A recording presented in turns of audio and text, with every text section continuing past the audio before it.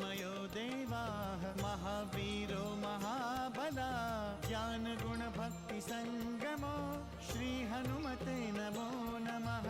जय हनुमान संकट मोचन जय हनुमान। जय हनुमान संकट मोचन जय हनुमान। केसरी नंदन तिहु जगवंदन अंजनी सुत बलधारी।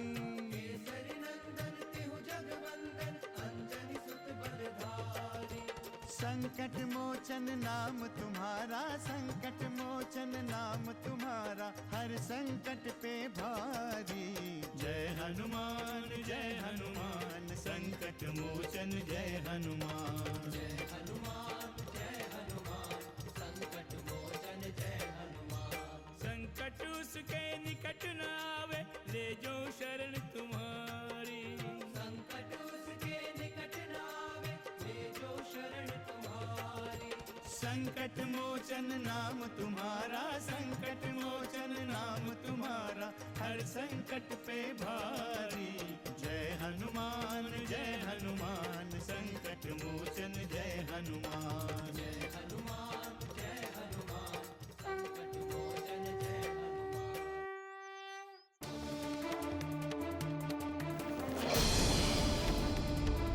सैनिकों, पकड़ लो इसे। मैं स्वयं चलता हूँ।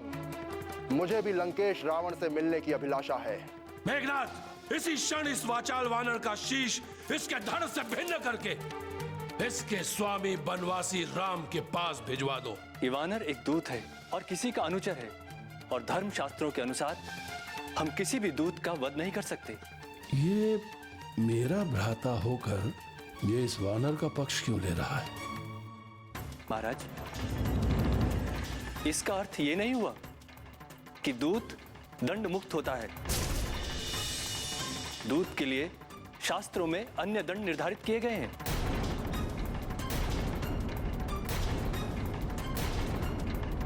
जैसे आप इसके किसी अंग को विकृत कर सकते हैं, इसका सर मुंडवा सकते हैं या इसे कोड़ों से पिटवा सकते हैं, परंतु किसी भी स्थिति में दूत का वध नहीं कर सकते हैं। मंत्रीवर विभीषण ठीक कह रहे हैं महाराज। प्राण दंड का भागी वो शत्रु है जिसने इस तुच्छ वानर को यहां भेजा है। महाराज, एक बानर को मार करके हम अपयश के ही भागी होंगे।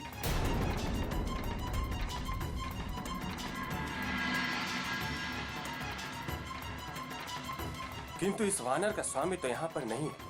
हम उसे प्राणदंड कैसे दे सकते हैं? हम जानते हैं, परंतु इसका अर्थ यह कदापि नहीं हुआ कि हम इस पराधीन वानर को प्राणदंड दें। इसने तो जो कुछ भी किया है अपने स्वामी के लिए किया है। महाराज, इस वानर को मृत्यु दंड न देकर ऐसा कठोर दंड देना चाहिए जिससे कि स्वयं अपनी मृत्यु को प्राप्त हो जाए। हम किसी दंड शास्त्र से नहीं बंधे हैं और ना ही किसी दंड शास्त्रों को मानने के लिए विवश हैं हम। किसने बनाए हैं ये दंड विधान? किसने रचे हैं ये दंड शास्त्र? हमें इन शास्त्रों पर तनिक भी विश्वास नहीं है, जो हमें यह शिक्षा देते हैं कि अत्याचार सहन करके शांत बैठे रहो। मैं ऐसे नीतियों को अस्वीकार करता हूं।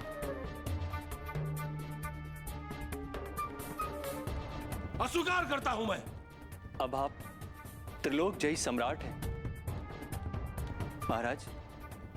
यदि आप नीतियों का उल्लंघन करेंगे तो आपकी प्रजा भी आपकी नीतियों का उल्लंघन करेगी। विभीषण, तुम हमारे भ्राता होकर इस तुच्छ वानर का जीवन बचाने के लिए व्यर्थ में इतना प्रलाप क्यों कर रहे हो? मैं व्यर्थ का प्रलाप नहीं कर रहा हूं महाराज। सत्य तो यह है कि हम सब शास्त्रों के अधीन हैं।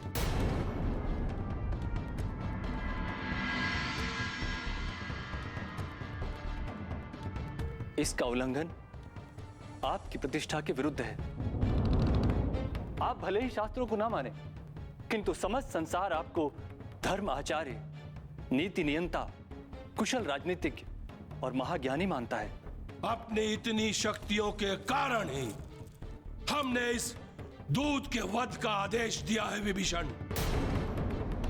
लंकेश, यदि आपने दूत वध की परंपरा आरंभ की तो आपका दूत भी मृत्युदंड का भागी हो सकता है।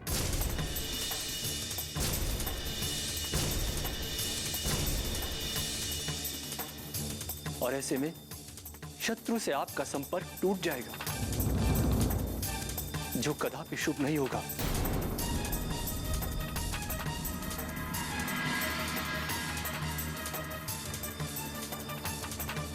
तुम्हारा तर्क विचारणीय है विभीषण।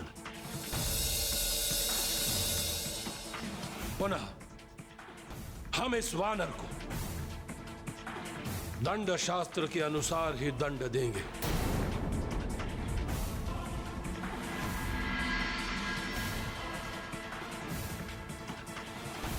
जो मृत्यु दंड से भी अधिक पीड़ादायक होगी। मृत्युदंड से भी अधिक भयंकर होगा वो दंड। कितना भ्रमित और अज्ञानी है ये लंकेश। ये नहीं जानता कि मुझे दंडित करके ये स्वयं दंडित होगा। मूढ़ है ये। अपने और लंका के भविष्य को ये कदापि नहीं देख रहा है। संकट मोचन जय हनुमान।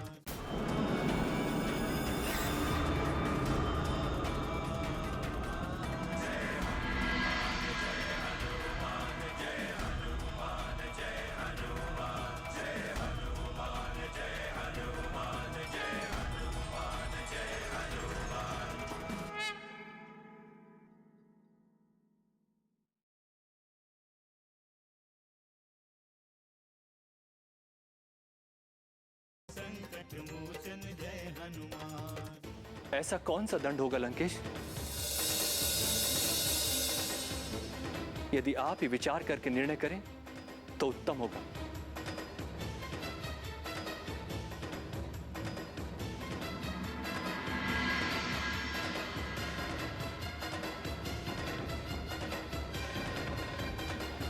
एक वानर को उसकी पूंछ सबसे अधिक प्रिय होती है। उसके सम्मान का प्रतीक होता है उसकी पूंछ। कपि के ममता पूछ पर सब ही कहूँ समुझाई। तेल बोरी पट बांधी पुनि पावक देहु लगाई। इस वाचाल वानर की पूंछ में बहुत से वस्त्र लपेटकर उसे तेल में डुबोकर उस पर अग्नि प्रज्वलित कर लंका के गली गली में घुमाओ।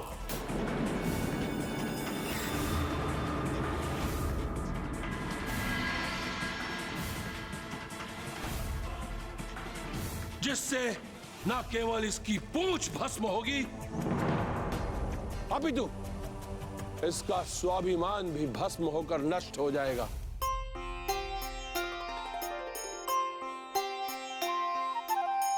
पूछहीन बानर तह जाई। पूछहीन बानर तह जाई। तब सठ निज नाथ ही लई आई। तब सठ निज नाथ ही लई आई।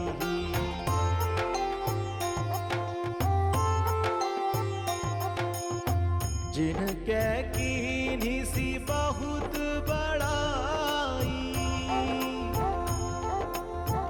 जिनके कीनी सी बहुत बड़ाई, देखूं मैं तिनके प्रभुताई, देखूं मैं तिनके प्रभुताई।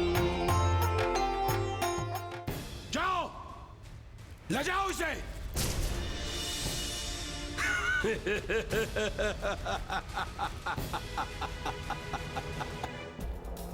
महारानी जी, महारानी जी, क्या हुआ?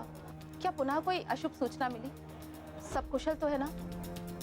हाँ महारानी जी, प्रसन्नता की बात तो ये है कि राजकुमार मेघनाथ ने उस उत्पादी वानर को बंदी बनाकर दरबार में ले आए हैं। क्या? और उस वानर के साथ क्या हुआ? तुम इतनी परेशान क्यों? महाराज ने उस वानर को ऐसा दंड दिया है कि वो जीते जी मर जाएगा। कैसा दंड? उसकी पूंछ में आग लगाने का आदेश दिया है उन्होंने, और रुई और ढेर सारे वस्त्रों से उसकी पूंछ बांधी जाएगी।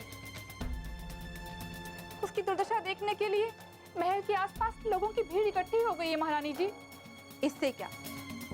मेरा पुत्र जीवित हो जाएगा, लौट आएगा मेरा अक्षय कुमार। तुम जाओ।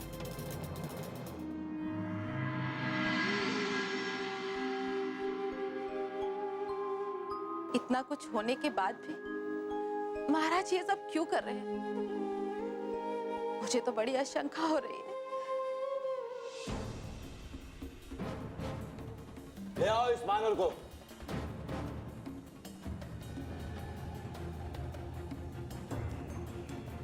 शीघ्र लेके आओ।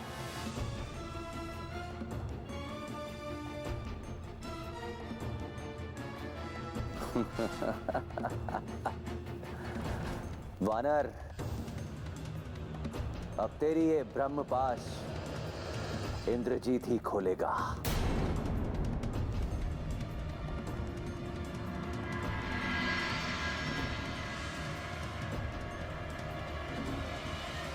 सैनिकों, लगा दो इस वानर की पूंछ में आग।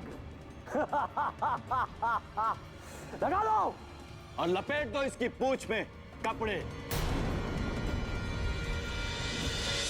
संकट मोचन जय हनुमान।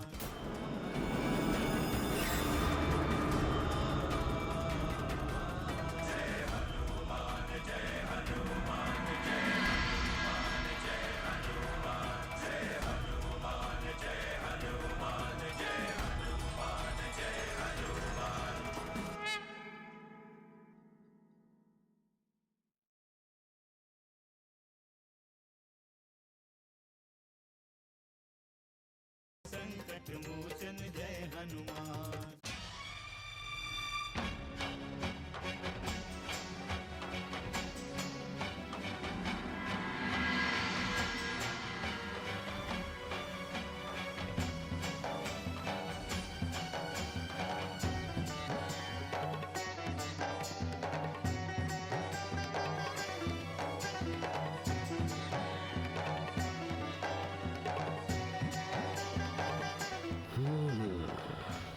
इतनी छोटी पूंछ और इतनी सामग्री।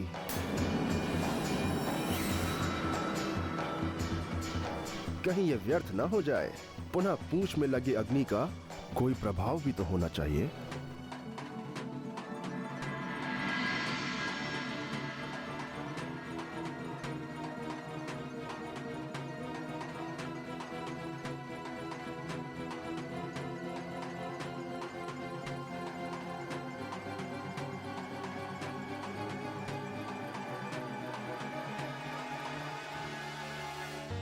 मैं जो कुछ कर सकता था मैंने किया।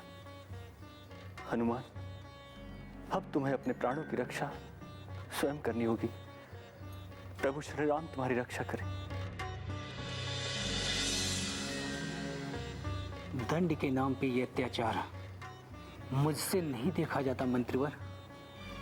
अविंद, हम इसे रोक भी तो नहीं सकते। अब तो ईश्वर ही लंकेश को रोक सकता है। संसार में तो अन्य प्राणियों से इन्हें कोई भय ही नहीं है। अविंद, यह भी तो हो सकता है कि ईश्वर ने इस वानर को ही अपना माध्यम बनाया हो। हाँ मंत्रीवर, इस वानर को देखकर तो मुझे ऐसा ही लगता है। चिंता न करें विभीषण जी, जिसके रक्षक स्वयं प्रभु श्री राम हैं, उसका कोई कुछ नहीं बिगाड़ सकता। मुझे तो केवल प्रभु कार्य में हो रहे विलंब की चिंता है। पता नहीं युवराज अंगद सहित समुद्र तट पर बैठे हमारे अन्य मित्र क्या सोच रहे होंगे। तात, अब हमारी चिंता दिन प्रतिदिन बढ़ती जा रही है। पता नहीं हनुमान का क्या हुआ। अब तो आशंका हो रही है कि कहीं वो... नहीं युवराज नहीं, आप ऐसी कोई आशंका प्रकट ना करें। चिंता तो हमें भी हो रही है, पर हमें पूर्ण विश्वास है कि हनुमान सफल होकर ही लौटेंगे। आपके विश्वास का कोई आधार भी तो नहीं है तात। हनुमान का सच मुझसे छुपा नहीं है युवराज। मेरे विश्वास का आधार हनुमान की योग्यता और उनकी क्षमता है। ईश्वर करे वो इस कार्य में सफल हो।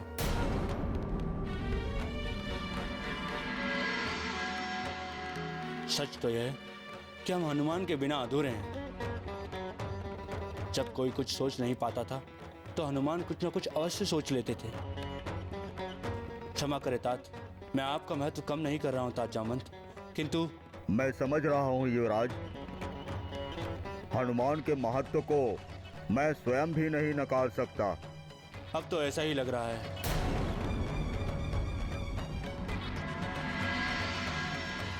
जब तक हनुमान थे हमने गंभीरता से उनके बारे में नहीं सोचा, किंतु अब एक एक दिन पर्वत के समान लग रहा है। कभी कभी तो मन विकल हो जाता है। मुझे तो लगता है राक्षसों ने उन्हें बंदी बना लिया है युवराज।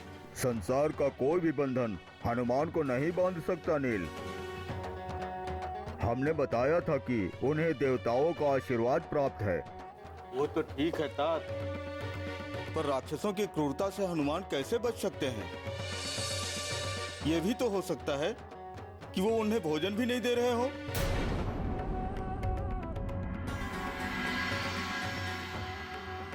राक्षस बड़े ही क्रूर होते हैं, उनका क्या भरोसा। तुम इससे अधिक और सोच भी क्या सकते हो तार? वैसे तुम्हारा दोष भी क्या है? सभी अपनी बुद्धि के अनुरूप ही सोचते हैं। जिसकी जैसी बुद्धि उसकी वैसी सोच। सही कहा तात आपने, इसको तो केवल अपनी भूख की पड़ी रहती है।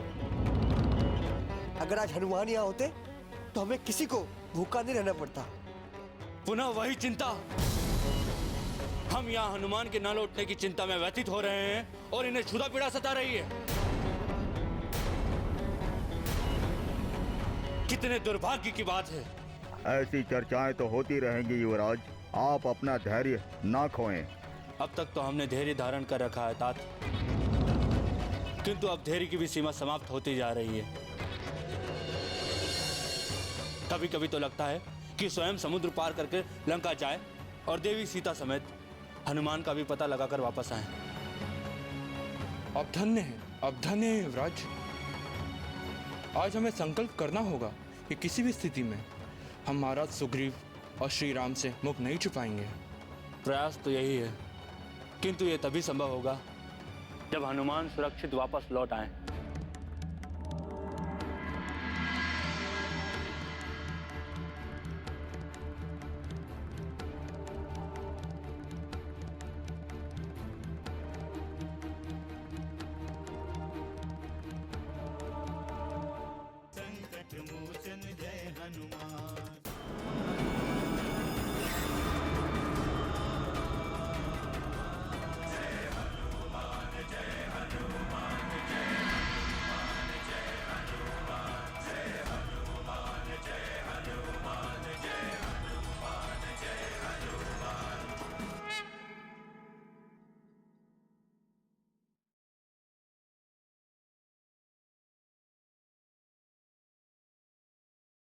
संकट मोचन जय हनुमान।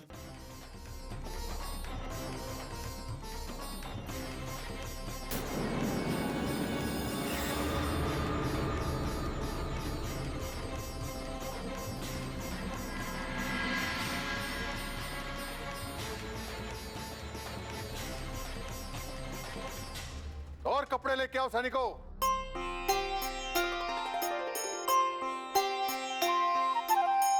रहना नगर बसन ध्रुत तेला, रहना नगर बसन ध्रुत तेला, बाड़ी पूछ कीन कपि खेला, बाड़ी पूछ कीन कपि खेला।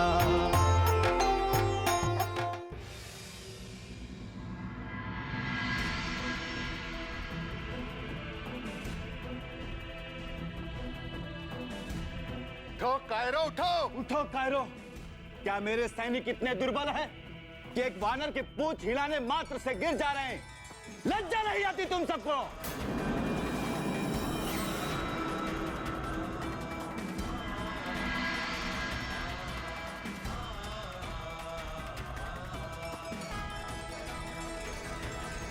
अरे अब कितना विलंब करोगे? मुझे यथाशीघ्र समुद्र पार करना है। तुम सबको क्या पता कि प्रभु श्री राम कितने चिंतित होंगे। अब करना भी क्या है? लंका के सारे वस्त्र तो मेरी पूंछ में लपेट दिए हैं। अब तो आग लगाना ही शेष है।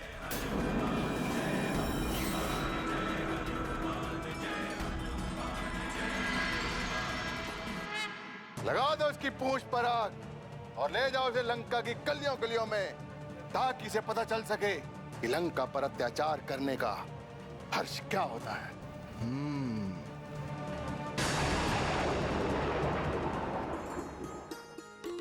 जय श्री राम।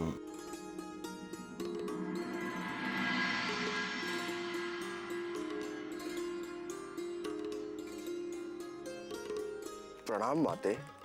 अहो भाग्य। जय हनुमान असुर निकंदन जय हनुमान।